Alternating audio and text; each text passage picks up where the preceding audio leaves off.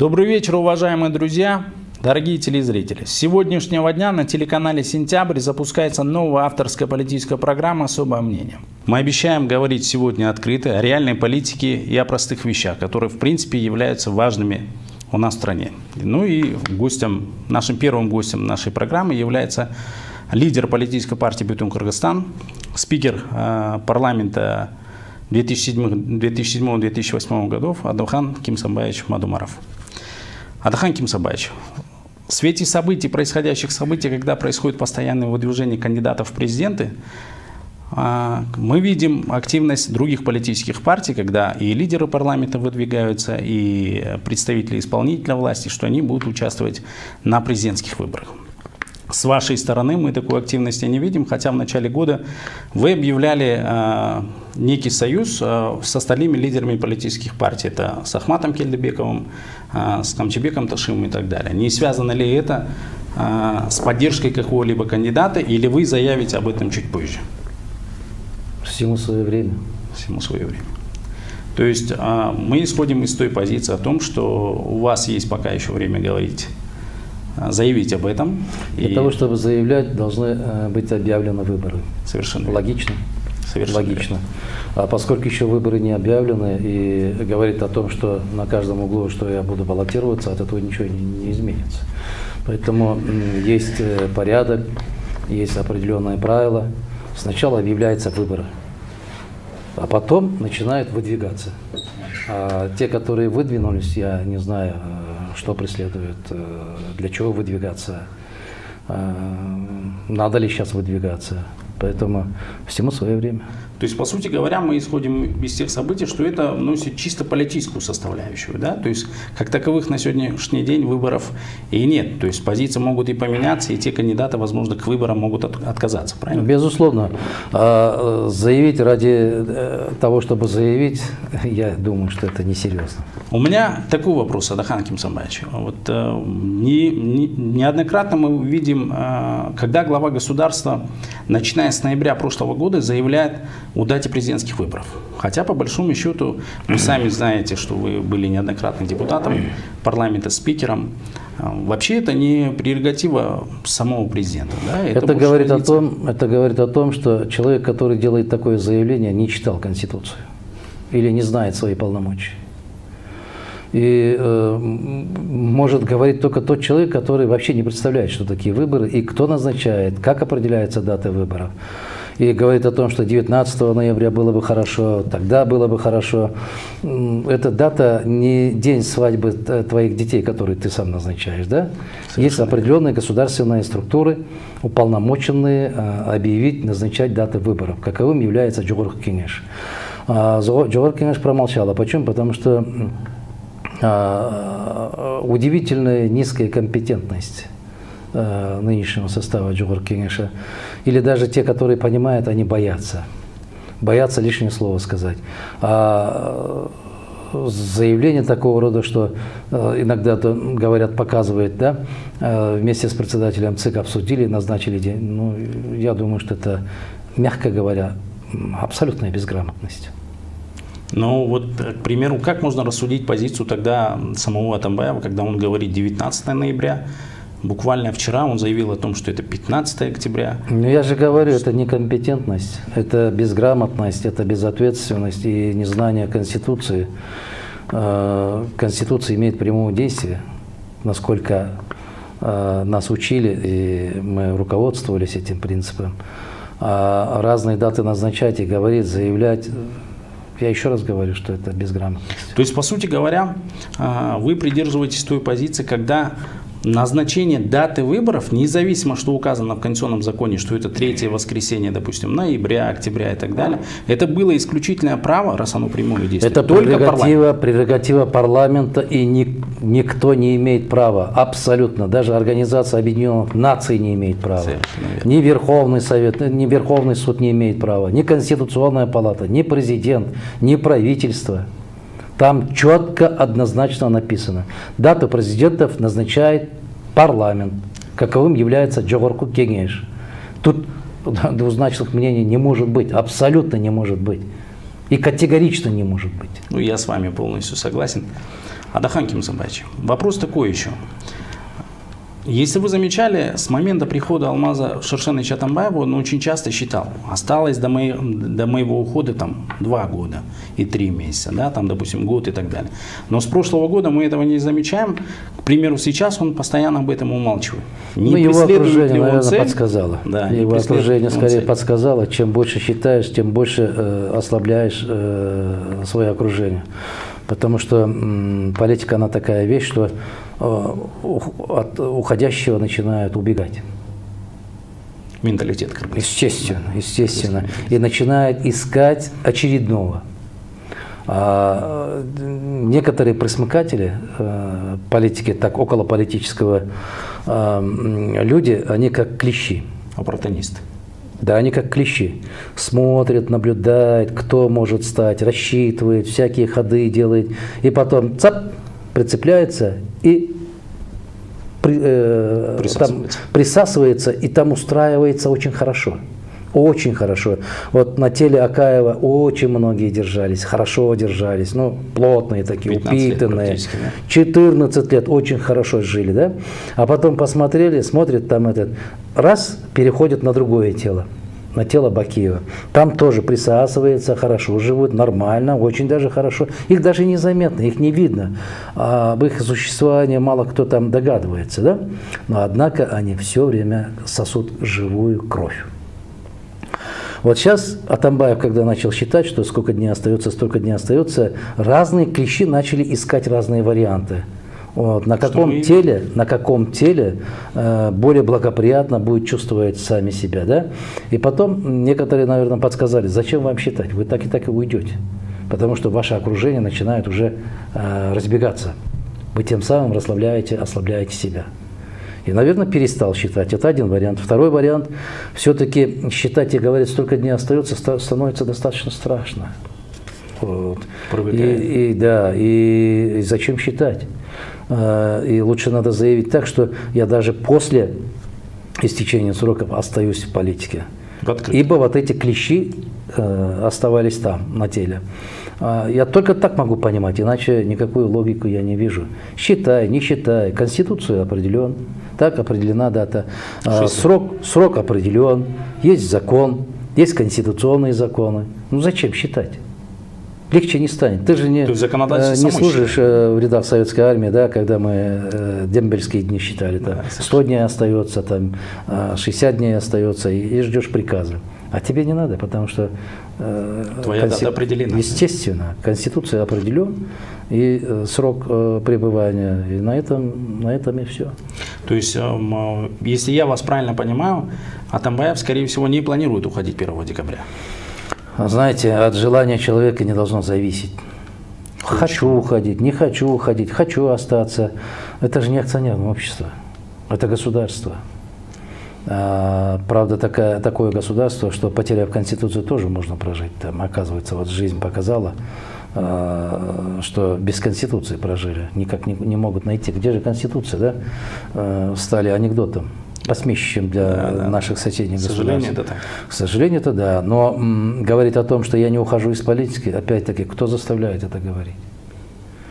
Уйдешь из политики, останешься в политике. Это личные, человеческие твои вопросы.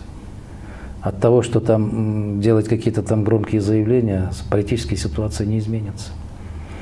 Мне так кажется. Это опять-таки для того, чтобы эти клещи не разбежались. Я еще останусь, я еще буду при делах. Так что смотрите, не разбегайтесь, не торопитесь. Я еще в силе.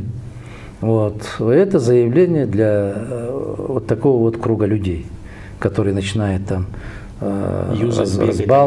разбалтываться, начинает там примериваться к различным людям, потому что я знаю, что близкое окружение нынешнего президента начали уже выбирать себе очередных начальников, потому что они без этого не могут жить. На следующие 6 лет. Естественно, надо же посмотреть запасной аэродром, как они понимают, как они выражаются, что надо посмотреть, подумать надо.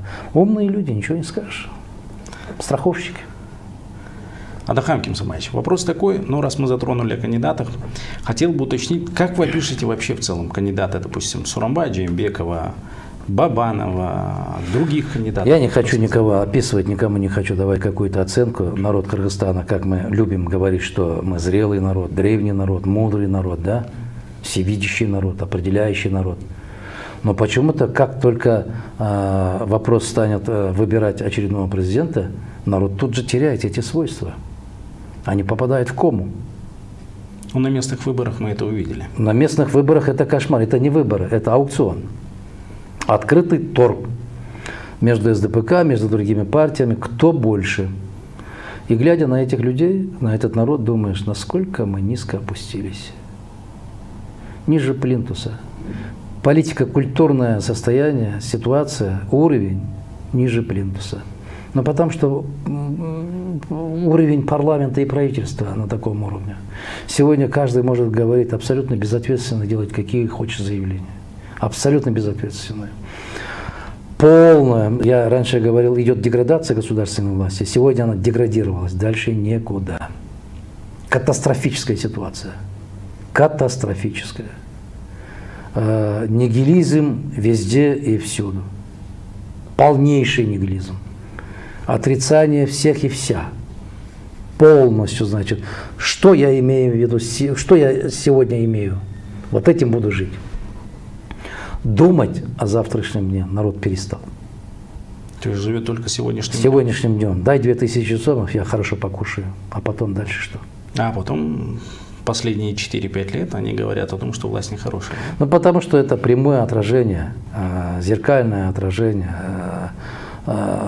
общества и власть, общества и власть, и наоборот, власть и общество. Это прямое отражение. Основная, скажем, такая конкуренция была в городе Джалабад, в Карабалте и в других городах, в местных кенешах, да? И причем, что власти, что другие представители политических партий очень сильно преследовали цель, как больше завладеть мандатами. Это, можно ли это понимать о том, что это генеральная репетиция к президентским выборам и та поддержка, которая будет в городах? Нет. Некоторые, которые баллотируются, я же тоже буквально на днях вернулся, спрашиваю, зачем ты баллотируешься? Он говорит, не знаю. А для чего ты идешь? Мне сказали, иди. А зачем тебе сказали, иди? Потому что у меня есть деньги. И все. И все, вот мотивация. Мотивация. Сегодня около президентское окружение, везде в этих вот городах карликовые партии там создают, и туда загоняют всех сумчатых. Сумчатыми я называю те, которые там имеют деньги. Сумки, да? Да. Вот, назначает и говорит, ты 200 человек, ты 300 человек, ты 500 человек. Купи. Потом будешь депутатом, не будешь, решай сам. На твое место мы найдем другого человека. Нужного человека, понимающего правильную политику партии человека. То есть сегодня не идет выбор, сегодня идет просто торг. Это аукцион, это биржа. Вот. Если кто-то со мной не согласен, меня глубоко не волнует, согласен, не согласен, потому что она это реальность.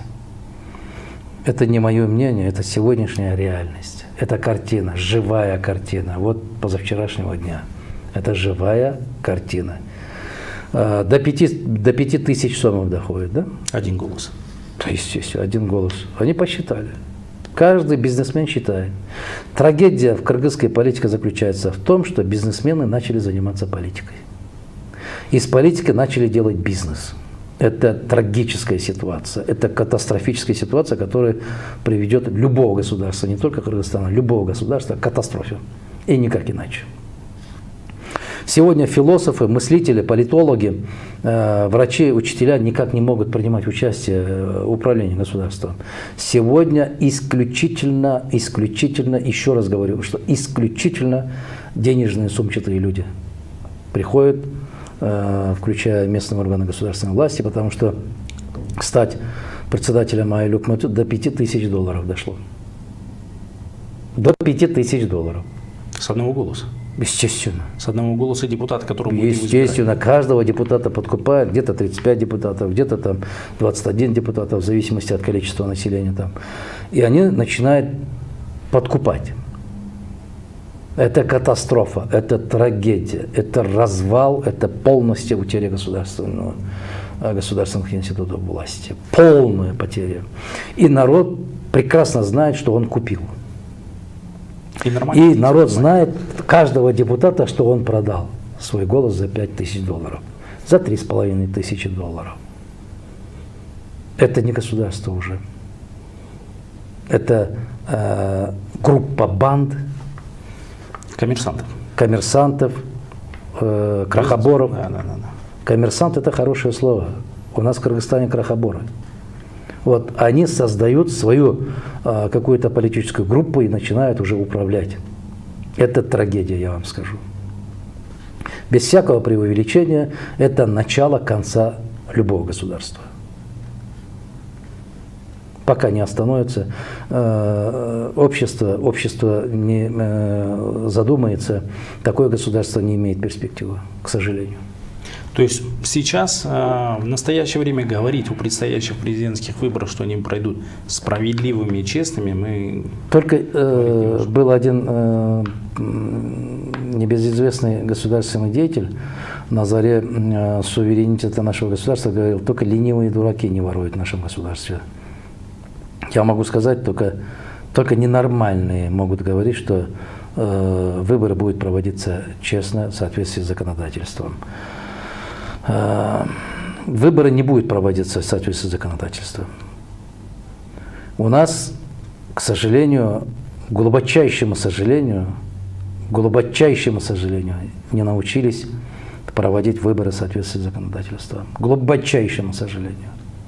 Если кто-то хочет оспорить мое мнение или утверждение, я готов с ним спорить, бесконечно могу спорить. Реальная картина, посмотрите. Откройте Facebook, где небезызвестные политические партии в Джалабаде там подкупают, дерутся друг с другом. Ты 3500 дал, я 5 дам. Идет открытый торг. И причем это делается у входа избирательный участок. У входа. Милиционер смотрит. Наши обращались к милиционеру, говорят, ну они же ихние. Мы ничего не можем делать. Если мы их задержим, то сами получим наказание. Вот тебе государственный представитель правоохранительной структуры нашего государства. Силовой структуры, да. К сожалению, это, я же говорю, это уже не государство. Это уже не государство сегодня. О каких нормальных там президентских выборах можно говорить? А на что рассчитывают кандидаты? Именно на это? Только вопрос Какие финансов, кандидаты? Которые выдвигаются. Кандидаты бывают разные. Кандидаты бывают. Некоторые заявляют для того, чтобы, вот, мол, вы еще не забыли меня. Есть второй тип кандидата, который говорит, что я тоже заявил, если что, может... Сторгуемся. Это вторая группа. Это вторая группа. Третья группа есть, которые серьезно уже, как бы заявив, будет бороться. Будет бороться серьезно. Вот. Поэтому кандидат кандидату рознь. Я с вами соглашусь. В 2011 году, вы, кстати, тоже были основным участником. Для себя, я, допустим, как организатор выборов, как организатор этих выборов, я определил 4 категории.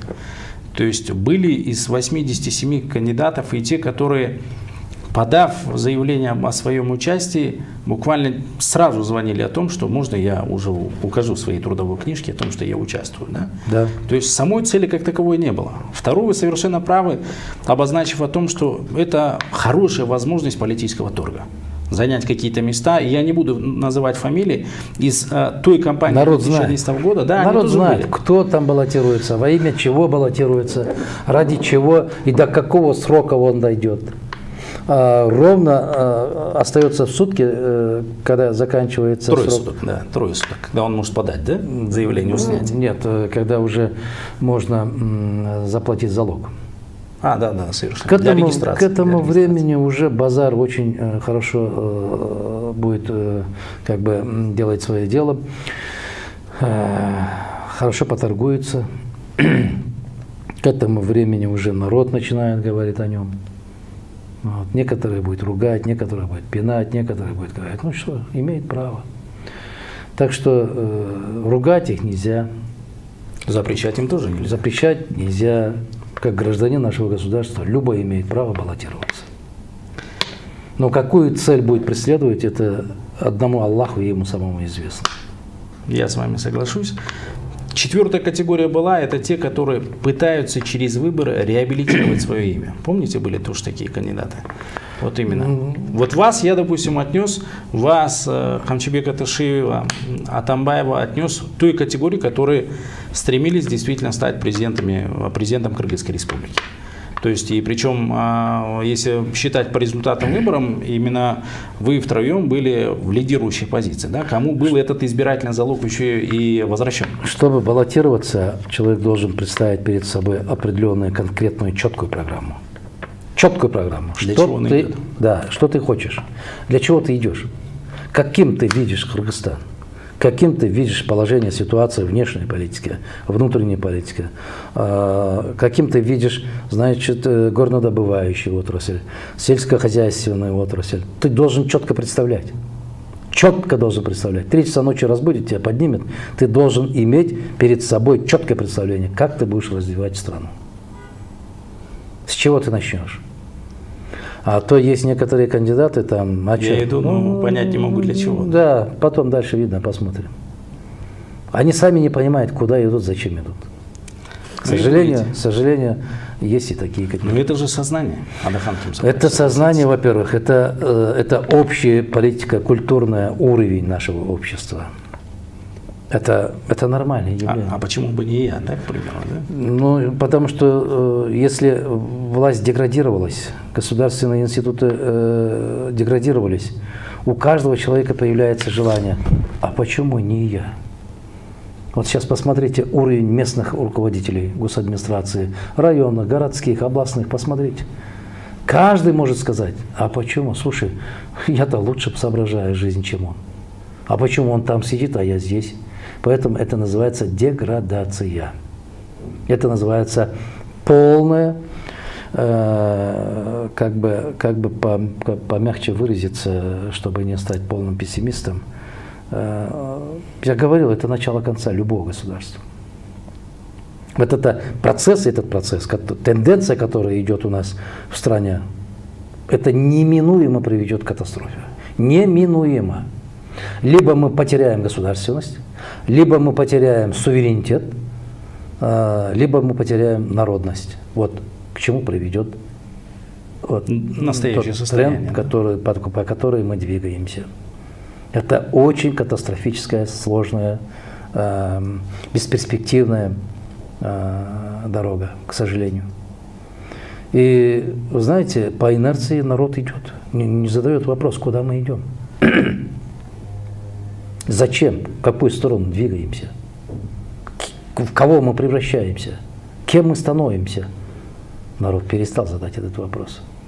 Почему? Потому что нет государственного органа, который мог бы ответить на эти вопросы. Народ самостоятельно начал искать ответ.